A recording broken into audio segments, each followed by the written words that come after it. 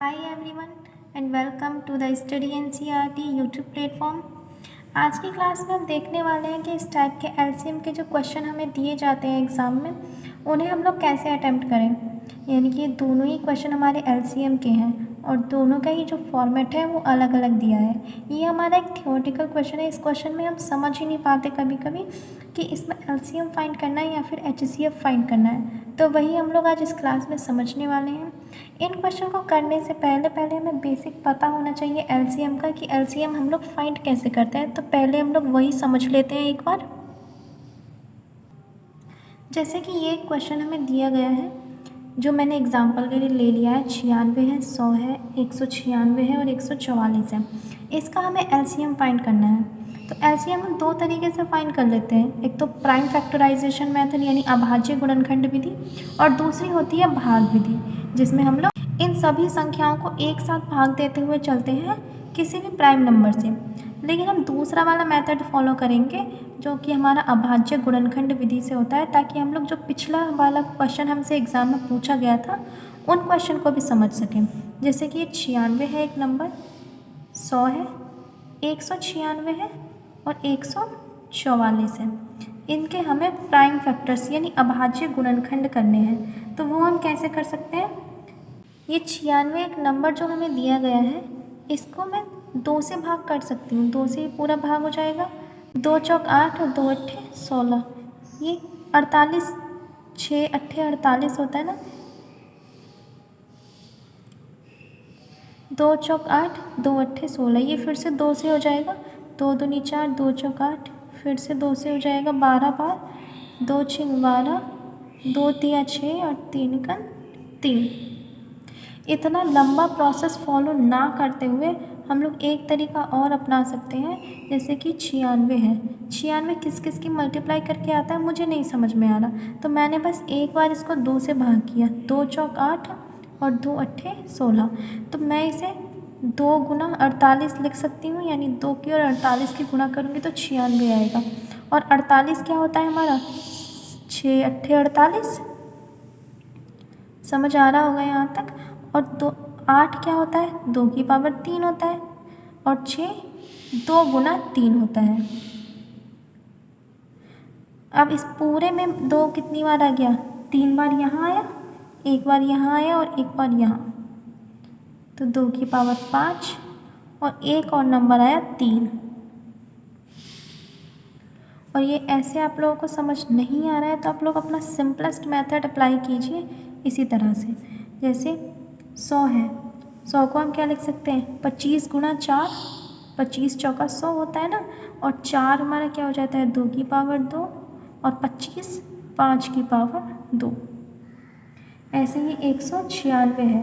196 मुझे नहीं पता चल रहा कि किस किस के मल्टीप्लाई करके आता है। तो मुझे ये दिखाई तो दे रहा है ना कि ये 2 से तो भाग हो जाएगा, यानी 196 जो नंबर है उसे मैं 2 से भाग दे लूँ। 2 नीम 18, 2 अट्ठे 16। फिर से 2 से दे लूँ, 2 चौक 8, 1 9, 2 नीम 18। अब मुझे करने की ज़रूरत नहीं है ज़्यादा, क्योंकि ये 49 आ गया। और 49 मुझे पता है क्या होता है, 7 7 जा 49, 7 का स्क्वायर होता है। ऐसे ही 2 आ गया, 2 का स्क्वायर और 7 का स्क्वायर। अब ये आ गया 144। 144 क्या होता है, 12 गुना 12, 12 का स्क्वायर 144 होता है। और 12 क्या होता है, 4 तिया 12 होता है। ठीक है। 4 क्या होता है, 2 का स्क्वायर 2 दूनी 4। अब 2 की पावर इस पे भी आएगी और इस पे भी आएगी, तो ये तो 2 की पावर 4 हो जाएगा और ये 3 की पावर 2 हो जाएगा। मैं फिर से एक बार बता रही हूँ कि इस तरह से आप लोग अगर नहीं समझ पा रहे हैं तो आप लोग अपना सिंपल वाला मेथड अप्लाई कीजिए इसके प्राइम फैक्टर्स फाइंड आउट करने के लिए। अब हम लोग एलसीएम फाइंड करना है, तो ये हमारे प्राइम फैक्टर्स आ गए इसके। 96 के ये आए, 100 के ये आए, 196 के ये और 144 के ये आए। तो अगर हमें इनका एलसीएम फाइंड करना है तो एलसीएम में सारे फैक्टर्स का हमें मल्टीप्लाई करना होता है। सारे नंबर्स में जितने भी फैक्टर्स आए हैं उन सब का हमें मल्टीप्लाई करना होता है और उसमें भी हम देख लेते हैं कि मैक्सिमम टाइम किस नंबर में वो फैक्टर आया है।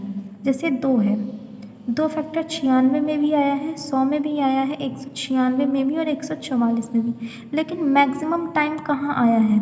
144 में 4 बार है, 196 में 2 बार, 100 में 2 बार, लेकिन 96 में 5 बार। तो जो जिसमें भी मैक्सिमम टाइम आया होगा, जैसे 2 की पावर 5 मैक्सिमम है, तो वो हमें उठा लेना है।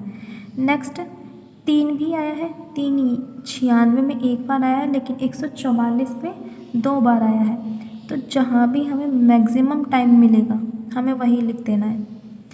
5 भी है और 7 भी है, ये तो अकेले अकेले हैं, ये तो और कहीं आए ही नहीं, तो इनको ऐसे लिख देंगे। अब यही हमारा क्या हो जाएगा?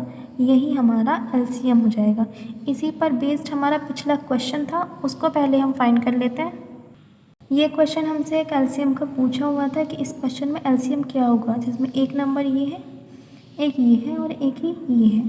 तो इसका एलसीएम अगर हमें फाइंड करना है तो हम क्या देखेंगे कि जितने भी इसमें सारे फैक्टर्स आए हैं वो सारे हमें मल्टीप्लाई करने हैं, और जितने कॉमन फैक्टर हैं हमारे, जैसे कि 3 सब में कॉमन है, तो जो कॉमन फैक्टर होते हैं वो जिस नंबर में सबसे ज़्यादा बार आया है, यानी कि जहाँ मैक्सिमम बार आया है, वही हमें लिखना होता है। जैसे कि 3 तीनों में कॉमन है, लेकिन यहाँ 4 बार रिपीट हुआ है, यहाँ 3 बार और यहाँ पावर 2 है, तो हमें मैक्सिमम पावर चूज़ करनी है, यानी कि 3 की पावर 4। सेकंड नंबर पे 5 भी तीनों में आया है, तीनों में कॉमन है, यहाँ भी और यहाँ भी, लेकिन मैक्सिमम टाइम कहाँ आया है? यहाँ 2 बार। 7 कहीं और नहीं है, बस इसी में आया, तो इसको तो ऐसे ही लिख लो।